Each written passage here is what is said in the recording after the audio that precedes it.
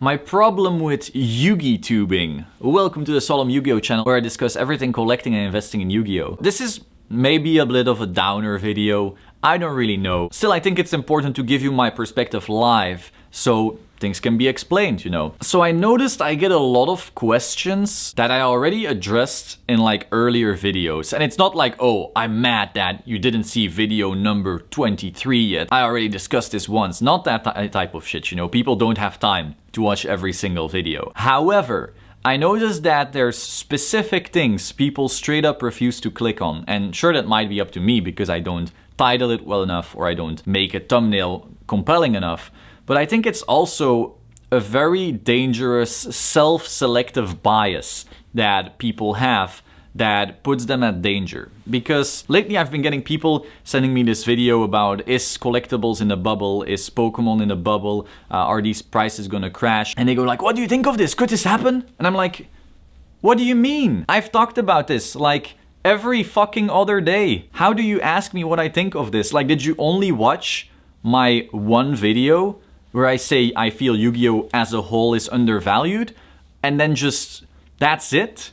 Did you specifically click on only videos with titles going all-time high and then assume that that's my thoughts on the market, and then you notice one super negative video from someone else and you think like, whoa, could this happen? Like, bitch, I have talked about the fact that collectibles as a whole are in a speculative bubble since the beginning of the channel, and I've brought it up and re-brought it up once every 3 videos or something. I keep consistently saying that, oh, this is speculative and this is risky and watch out and don't overexpose yourself and don't over leverage yourself. I keep like hammering this home to the point where people are mad that I hammer it home so much, and yet still people like misconstrue this in a way where they go like, oh, could bad things happen? Yeah, no fucking shit. How can you look at my channel specifically and not know my stance on this? I really don't get it. And this is not me being like mad at these people, because clearly they are the type of people who consistently only click on hype, and you know, that's just their worldview now. It's only up. It's only hype. That is so immensely dangerous. And my main fear is that when things retrace, or if they retrace, I don't even fucking know, right? That they'll then go, yeah, but you said, bitch, I said it 20,000 times. But if you only clicked on the 5 videos where I don't, maybe that's just your personality. Holy fuck. And that just freaks me out. If you want to get clicks on YouTube, if you want to build an audience on YouTube, you need to employ these tactics where you put big prices in titles, use hype language, you use cool arrows, you use big fonts in your thumbnails and the big face. Luckily, I haven't done the yet or something like that, I think. Have I? No, I don't think so. You know, you need to employ these tactics just to get people to listen to you. You know, you need that wide audience that then gives you views and engagement so that the other people start getting you recommended. You constantly need to employ these tactics, just how YouTube works. Even if you don't care about ad revenue, because clearly like ad revenue is irrelevant for me, but you need to use them. Otherwise your channel will literally be stuck at 200 views. But then those attract the quick, ooh, kind of people, and then they straight up refuse to click on anything that's not all that hypey. That's dangerous because they misconstrue your views on things because they only watch the specific videos where they hear what they wanted to hear in the first place. That just freaks me out. I think that's a big problem. And I can't really get out of this because if I now make boring titles and boring thumbnails that, you know, doesn't attract those people as much, all the metrics will go down, YouTube will assume I have gotten more boring, and they will stop recommending me to even other people.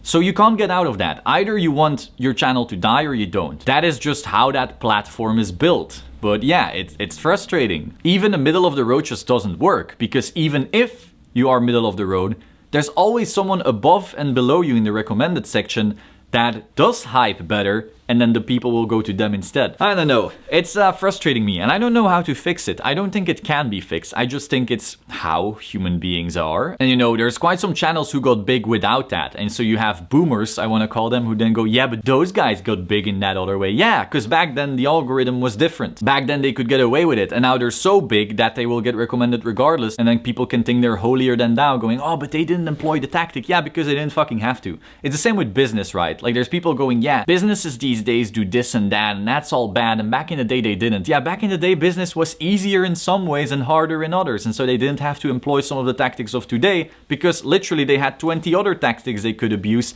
that already like catapulted them to the first place. Stuff like big data abuse and privacy and so forth. Like when no one had access to data, a billboard worked just fine, but because your competitors now have access to data, you gotta use data because no one fucking looks at a billboard anymore. It's a consistent train of one-upping.